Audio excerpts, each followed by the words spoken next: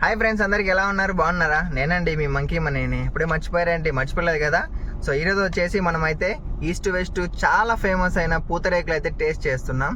ఈరోజు వచ్చేసి వాసు అన్న ఒకసారి టేస్ట్ అయితే మూడు చాలా బాగుంటాయి, నువ్వు కూడా ఒకసారి పెట్టు, యూట్యూబ్లో పెట్టు, చాలా బాగుంటాయి చూడు, చాలా మంది చూస్తారు, లైక్ చేస్తారని అయితే చెప్పాడు.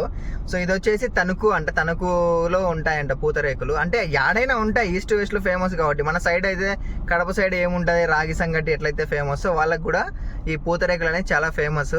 సో ఇది వచ్చేసి తణుకు సైడ్ అనమాట. ఇది వచ్చేసి టేస్ట్ చేద్దాం, చాలా బాగుంటుంది అని చెప్పాడు. చూద్దాం ఒకసారి.